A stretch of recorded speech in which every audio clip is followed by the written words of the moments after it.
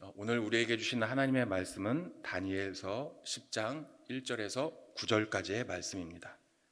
바사왕 고레스 제3년에 한 일이 벨드사살이라 이름한 다니엘에게 나타났는데 그 일이 참되니 곧 큰 전쟁에 관한 것이라.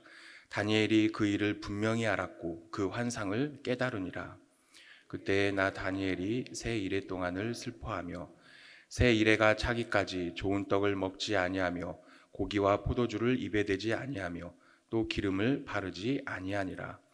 첫째 달 24일에 내가 히데겔이라 하는 큰 강가에 있었는데 그때 내가 눈을 들어 바라본즉 한 사람이 세마포 옷을 입었고 허리에는 우바스 순금띠를 띠었더라. 또 그의 몸은 황옥 같고 그의 얼굴은 번갯빛 같고 그의 눈은 횃불 같고 그의 팔과 발은 빛난 녹과 같고 그의 말소리는 무리의 소리와 같더라. 이 환상을 나 다니엘이 홀로 보았고 나와 함께한 사람들은 이 환상은 보지 못하였어도 그들이 크게 떨며 도망하여 숨었느니라. 그러므로 나만 홀로 있어서 이 큰 환상을 볼 때 내 몸에 힘이 빠졌고 나의 아름다운 빛이 변하여 썩은 듯 하였고 나의 힘이 다 없어졌으나 함께 읽습니다. 내가 그의 음성을 들었는데 그의 음성을 들을 때 내가 얼굴을 땅에 대고 아멘. 오늘 본문 말씀의 배경은 바사왕 고레스 제3년입니다. 이제 다니엘의 나이도 85세가 되었습니다. 그는 이 나이가 될 때까지 유다 땅 예루살렘으로 얼마나 돌아가고 싶었을까요?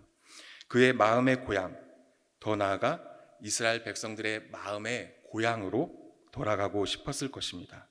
하지만 육신이 처한 상황은 그의 마음대로 되지 않았습니다.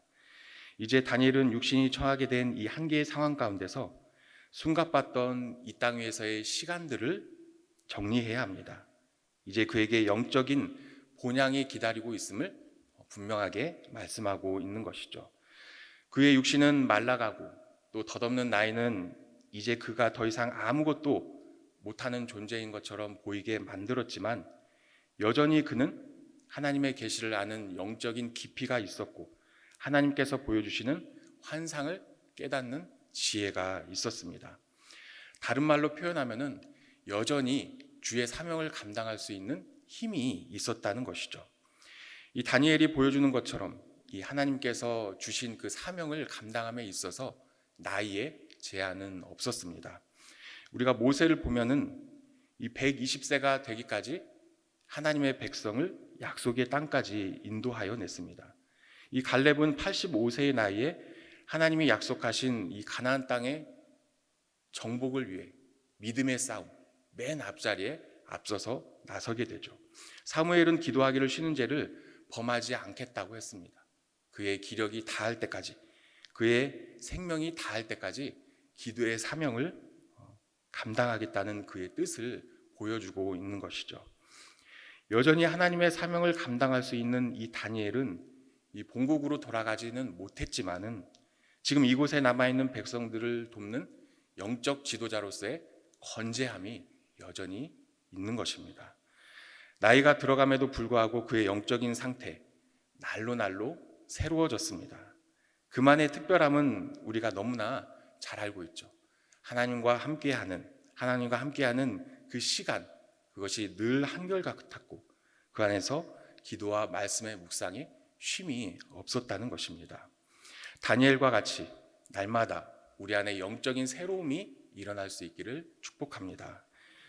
영적으로 깨어있는 다니엘에게 이 하나님의 환상이 나타납니다. 그것은 큰 전쟁에 관한 것이죠. 그 큰 전쟁이 무엇을 의미하는지 본문에는 설명해 주고 있지 않습니다. 하지만 다니엘은 이 환상을 깨닫고 3주간을 슬퍼했다라고 말씀하고 있습니다. 우리 다니엘 오늘 본문 10장 2절 말씀입니다. 그때 나 다니엘이 새 이레 동안을 슬퍼하며, 새 이레, 그가 21일간을 슬퍼했는데 어떤 심정으로 기도를 드렸는지 우리는 알 수 있게 되죠. 우리 3절 말씀을 보겠습니다. 새 이레가 차기까지 좋은 떡을 먹지 아니하며 고기와 포도주를 입에 대지 아니하며 또 기름을 바르지 아니하니라. 지금 다니엘과 같은 육신에 영양이 공급되지 않으면 어떻게 되는지 우리는 잘 알고 있죠. 다시 말하면 다니엘은 자신의 생명을 걸고 기도했다는 것을 알 수 있습니다. 그렇다면 무엇이 그를 간절한 기도의 자리로 이끌었을까요? 말씀 속에서는 다니엘이 슬픔을 간직한 채 금식까지 하면서 기도한 이유를 설명해 주고 있지 않습니다. 하지만 성경을 연구하는 많은 학자들은 다니엘이 금식하며 기도한 것에 대해 당시의 백성들의 상황을 놓고 설명을 해주고 있죠. 당시에는 고레스의 칙령으로 백성들의 일부가 본국으로 돌아간 상태입니다. 이 본토로 돌아간 백성들은 이 고레스의 칙령에 근거해서 이 성전의 재건 작업을 시작하고 있었는데 그것이 그들의 마음대로, 백성들의 원하는 대로 제대로 이루어지지 않았다는 것을 말해주고 있습니다. 여기에 더해서 본국으로 돌아갈 수 있는 형편이 되었는데도 여전히 많은 이스라엘 백성들이 이 포로된 땅에서 그대로 남아 그 땅에 적응된 상태, 또 그 땅에서 어떤 육신의 평안함, 그것을 계속해서 누리고 있었다는 것이죠. 그것을 본 다니엘의 마음, 무거울 수밖에 없었고 슬퍼할 수밖에 없었던 이유를 보여주고 있는 것입니다. 우리 시편 116편 2절에서 4절까지의 말씀입니다. 그의 귀를 내게 기울이셨으므로 내가 평성에 기도하리로다. 사망의 줄이 나를 두르고 스올의 고통이 내게 이름으로 내가 환난과 슬픔을 만났을 때 내가 여호와의 이름으로 기도하기를 여호와여 주께 구하오니 내 영혼을 건지소서 하였도다. 다니엘은 간절한 기도를 주께 드리게 되죠. 그가 겪고 있는 심적 상황은 사망의 줄이 나를 두르고 또 수올의 고통이 내게 있는 것처럼 답답하고 고통스러운 상황입니다. 고국으로 돌아갔지만 고난을 겪고 있는 내 백성들을 향하여서 당장 내가 무엇을 해줄 수가 없습니다. 또한 하나님을 향한 신앙과 믿음이 약해질 대로 약해진 이 포로된 땅에 남아있는 백성들을 당장에 구원해주고 싶지만 어떻게 할 수가 없는 것이죠. 이 다니엘의 심정, 지금 이스라엘의 백성들이 내 가족이라고 생각하면 쉽게 이해가 되죠. 내 가족의 구원을 놓고 우리는 얼마나 간절하게 기도하는지 모릅니다. 내 부모, 내 자녀, 내 형제가 하나님을 알기를 원하는 것이죠. 기도는 어떤 것인가요? 우리가 무엇을 하다 안 되니까 마지막으로 선택하는 방법이 아닙니다. 다니엘이 또한 우리가 인간적인 힘으로 해결할 수 없는 문제를 만난다고 해도 포기하지 않는 이유가 있습니다. 가장 좋은 방법이 있기 때문이죠. 기도할 수 있기에 우리는 안 된다라고 말하지 않고 기도할 수 있기에 우리는 끝났다라고 말하지 않는 것입니다. 오히려 기도를 하면 할수록 우리의 기대와 소망이 더 크게 되는 것입니다. 여기에 더해서 우리는 다니엘이 어떻게 기도했는지를 주목할 필요가 있습니다. 3주간 21일을 기도했다는 것도 큰 의미와 도전으로 다가오지만 그가 하나님의 뜻, 또 계시를 알고자 하는 열정이 있었다는 사실이죠. 나에게 어떤 말씀을 주실까? 나에게 주시는 이 말씀의 의미가 무엇인가? 내가 이 말씀을 듣고 어떻게 살아가야 하는가에 집중한 다니엘입니다. 단순히 우리의 기도가 내가 원하고 채우고 싶은 것을 바라는 것이 아닌 하나님의 말씀이 내 삶 자체가 될 수 있기를 기도했다는 것이죠. 이와 같이 말씀이 우리의 삶의 전부가 될 수 있기를 축복합니다. 오늘 본문 10장 4절에서 6절까지의 말씀을 보겠습니다. 첫째 달 24일에 내가 히데겔이라 하는 큰 강가에 있었는데 그때 내가 눈을 들어 바라본즉 한 사람이 세마포 옷을 입었고 허리에는 우바스 숭금띠를 띠었더라. 또 그의 몸은 황옥 같고 그의 얼굴은 번갯빛 같고 그의 눈은 횃불 같고 그의 팔과 발은 빛난 녹과 같고 그의 말소리는 우리의 소리와 같더라. 4절에서 6절 말씀은 다니엘의 환상 체험을 보여주고 있습니다. 다니엘은 히데겔 강가에서 이 놀라운 일들을 겪었는데 그가 환상 중에 본 것은 한 사람이었죠.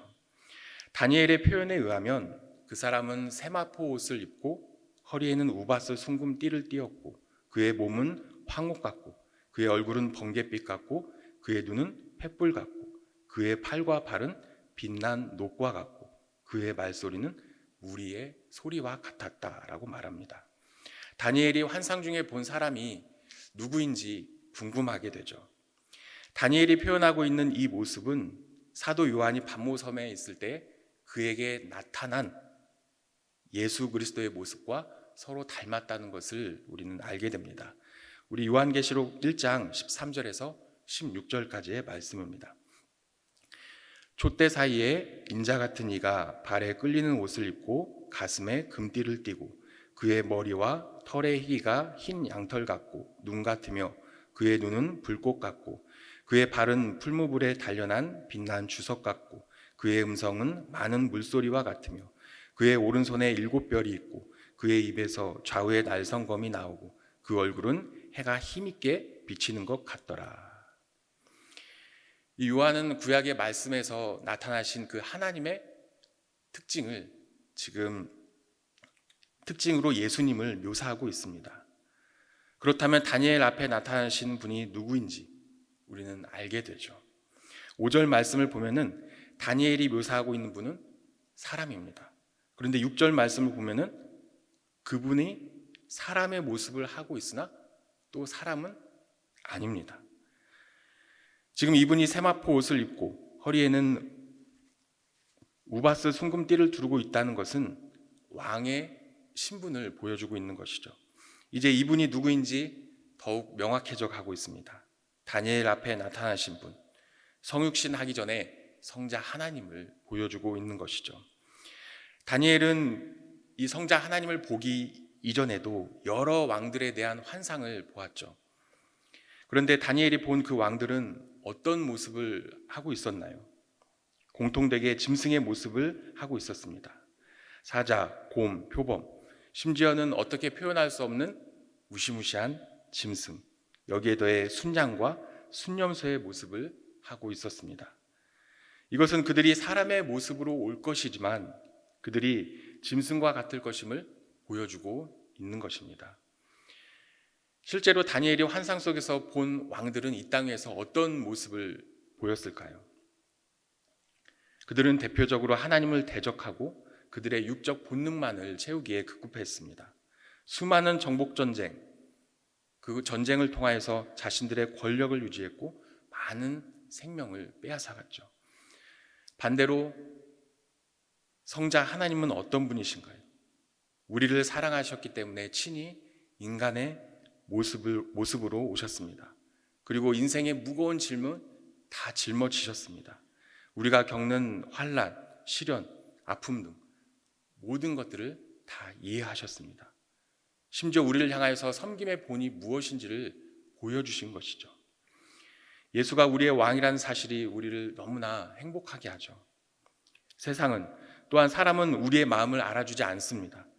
누군가가 내 마음을 알아주고 위로해주고 힘을 주었으면 하지만 그 기대는 여지없이 무너지게 됩니다. 사람을 의지해서 좋은 결과가 나타나지 않는다는 것을 너무나 잘 알고 있으면서도 우리는 다시 사람을 의지하게 되고 또 누군가 어떤 힘이 나에게 도움이 되지 않을까 하는 모습을 갖게 되죠. 우리의 연약한 모습입니다. 다니엘이 사람을 의지하는 자였다면 자신의 생명의 위기 앞에서 기도하지 않았을 것입니다.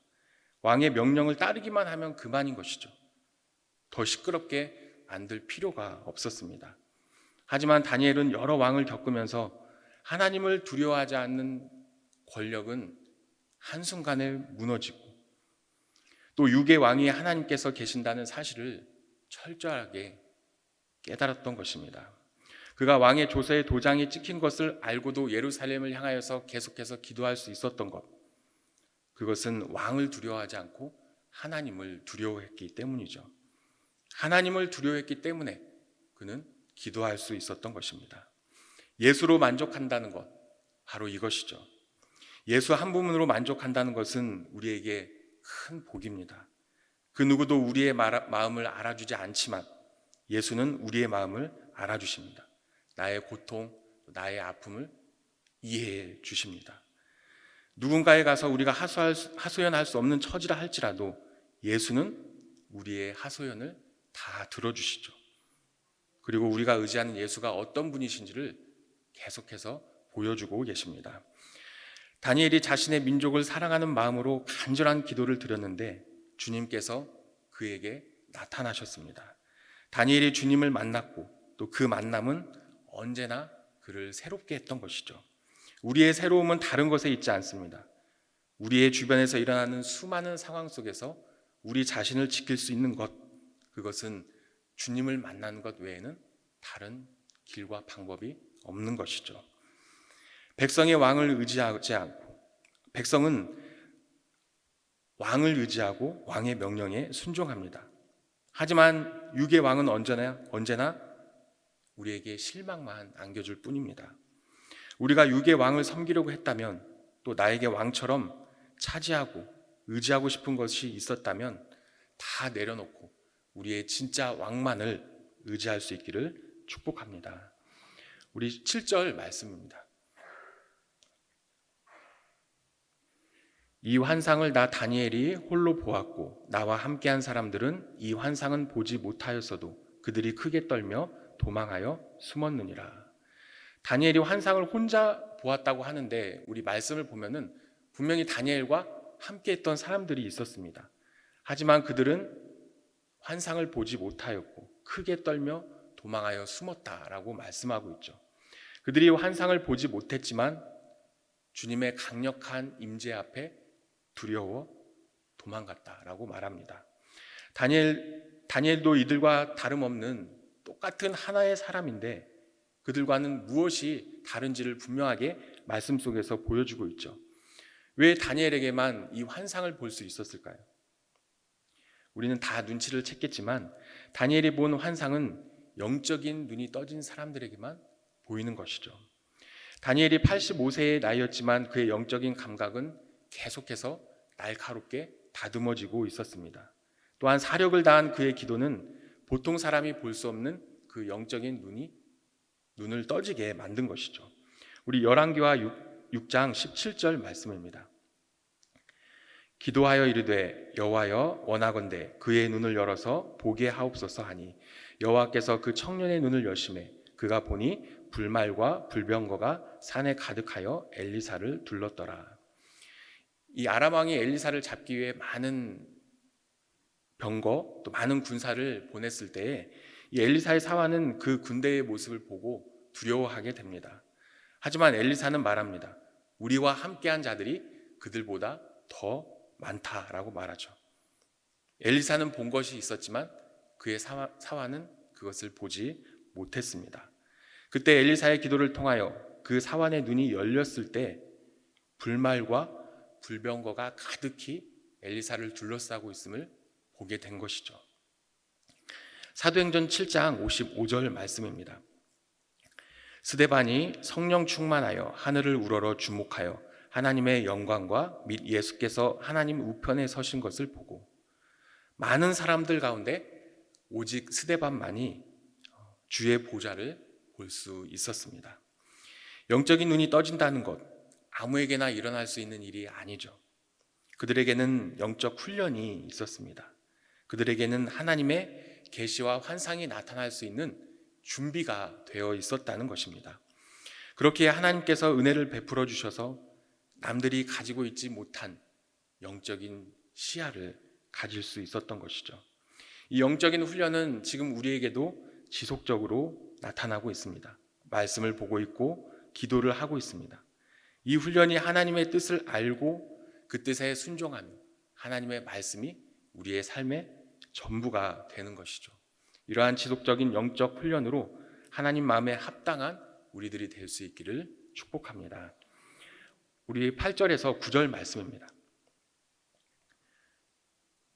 그러므로 나만 홀로 있어서 이 큰 환상을 볼 때 내 몸에 힘이 빠졌고 나의 아름다운 빛이 변하여 썩은 듯하였고 나의 힘이 다 없어졌으나 내가 그의 음성을 들었는데 그의 음성을 들을 때 내가 얼굴을 땅에 대고 깊이 잠들었더라. 예수의 임재하심에 사람들이 놀라 도망을 갔듯이 주의 나타나심은 사실 다니엘조차 감당할 수 없는 힘든 것이었습니다. 다니엘처럼 경건함을 지켜온 사람도 하나님의 거룩하심을 감당할 수 없기 때문이죠.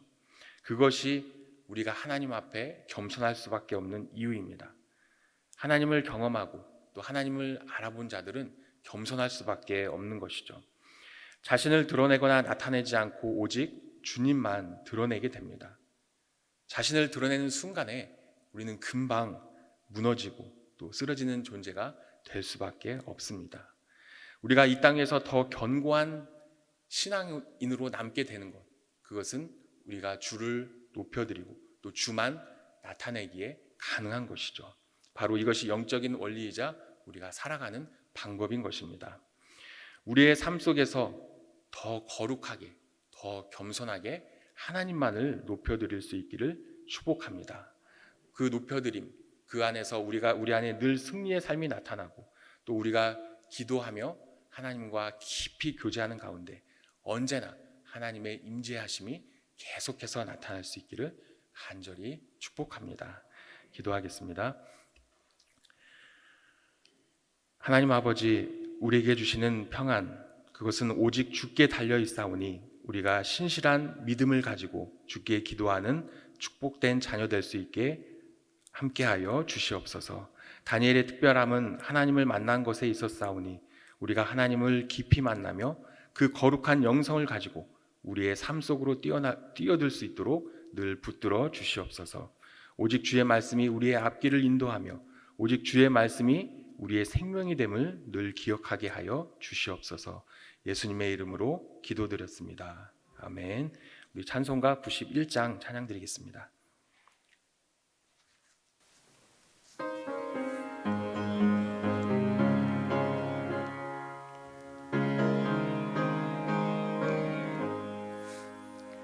슬픈 마음 있는 사람 예수 이름 믿으면 영원토록 변함없는 기쁜 마음 얻으리.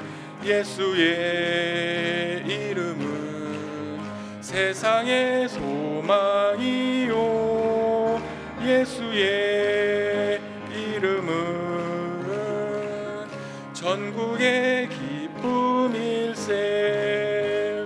거룩하신 주의 이름 너의 방패 삼으라. 환난 시험 당할 때에 주께 기도드려라. 예수의 이름은 세상의 소망이요 예수의 이름은 전국의 기쁨일세. 존귀하신 주의 이름 우리 기쁨 되도다. 주의 품에 안길 때에 기뻐 찬송 부르리. 예수의 이름은 세상의 소망이요 예수의 이름은